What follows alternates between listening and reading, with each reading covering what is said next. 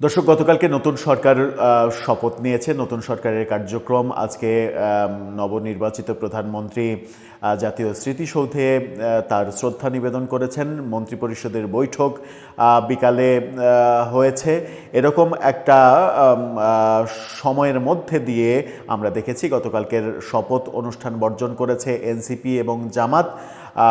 তারা এটা বর্জনের মাধ্যমে বিএনপিকে বার্তা দিতে চাইছে যে আগামী সংসদটা খুব একটা সুখকর সংসদ হবে না। যদিও তারা সংসদের উপনেতা ডাক্তার তাহের, বিরোধী দলীয় বিরোধী দলীয় উপনেতা ডাক্তার তাহের এবং বিরোধী দলীয় চিফ হুইপ হিসেবে নাহিদ ইসলামকে মনোনীত করেছে। তারা তাদের কাজ করছে একদিকে, আর একদিকে তারা বর্জনের মাধ্যমে বার্তা দিতে চাইছে বিএনপিকে যে বিএনপি চেয়ারম্যান তারেক রহমান ডাক্তার শফিকুর রহমানের বাসায় এবং নাহিদ ইসলামের বাসায় ছুটে গেলেও তারা এই রাজনৈতিক উদারতাটাকে গ্রহণ করতে পারেনি। তারা রাজনৈতিক নগ্ন পথেই হাঁটতে চাইছে।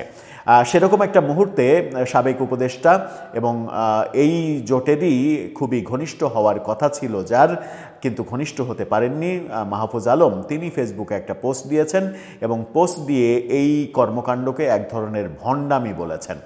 যে কর্মকাণ্ড এনসিপি এবং জামাত এখন করছে সেটা তিনি মেনে নিতে পারেননি।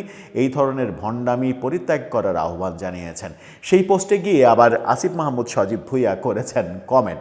চলুন একটু জেনে দেখি, বুঝে দেখি নাহিদ ইসলাম, ডাক্তার শফিকদের এবং মূলত এনসিপি জামাতের যে কর্মকাণ্ড নির্বাচনে পরাজিত হওয়ার পরে দেখা যাচ্ছে, সেগুলোকে তাদের মিত্র, চরম মিত্র এক সময় থাকা শক্তিগুলো কিভাবে দেখছে। থাকবেন পলিটিক্স টিভির নিয়মিত আয়োজনে।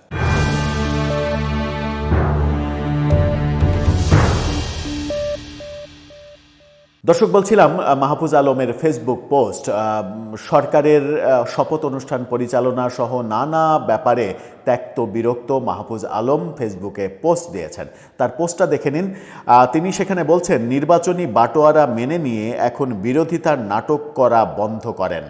বাটোয়ারা করে দেয়া আর নেয়া আর মেনে নেয়ারা একদিকে আর জনগণ অন্যদিকে। দুঃখ লাগে ছাত্রদের জন্য, কত কম দামে তাদেরকে বিক্রি করে দিল। অর্থাৎ ছাত্ররা, জুলাই আন্দোলনের ছাত্ররা খুব কম দামে বিক্রি হয়েছে, সেই কথা তিনি বলছেন। তিনি বলছেন, জনগণের ন্যায্য লড়াই এখন এরা হাপুস করে দেবে পিআর ক্যাম্পেইন আর মিডিয়া ম্যানিপুলেশনের দৌলতে। আল্লাহ এদেশের জনগণকে রক্ষা করুন, আল্লাহ এদেশের জনগণকে রক্ষা করুন, সেই আহ্বান জানিয়েছেন। সেখানে গিয়ে আসিফ মাহমুদ সজীব ভুঁইয়া কি কমেন্ট করছেন দেখুন। সেখানে তিনি বলছেন, বাটোয়ারার ভাগ হিসেবে লক্ষ্মীপুর এক তো আপনিও বুঝে নিয়েছেন ভাই, এখন একে ওকে দোষ দিয়ে কি ফায়দা। অর্থাৎ তাদের মধ্যেই যে এক ধরনের যুদ্ধবিগ্রহ শুরু হয়ে গেছে সেটা স্পষ্ট। এখন প্রশ্ন হচ্ছে, ভিডিওটা বড় করতে চায় না, প্রশ্ন হচ্ছে মাহফুজ আলম এই যে এনসিপি এবং জামাতের বর্তমানে যে নাটক, এই যে বিরোধিতার নাটক এবং তারা শপথ বর্জন করলো, এই বিরোধিতার যে নাটক করছে, এটাকে এক ধরনের নাটক, এক ধরনের ভণ্ডামি বলছেন যে মাহফুজ আলম, এবং এটাকে ভাগ বাটোয়ারার নির্বাচন বলছেন। এটা সম্পর্কে দর্শক আপনার মূল্যায়ন কি? তাদের মধ্যে কি মিল হওয়ার আর কোনো সম্ভাবনা নেই, কিংবা এই তথ্যটা কি এরকম একটা বার্তা দিচ্ছে যে ভুল পথে এনসিপি কিংবা জামাত পরিচালিত হচ্ছে? এই পথ যদি তারা ধরে রাখে তাহলে সামনে পতন আরও বেশি হবে। এই পথ তাদের পরিবর্তন করা প্রয়োজন। আপনার মতামত জানিয়ে লিখতে পারেন আমাদের কমেন্ট বক্সে।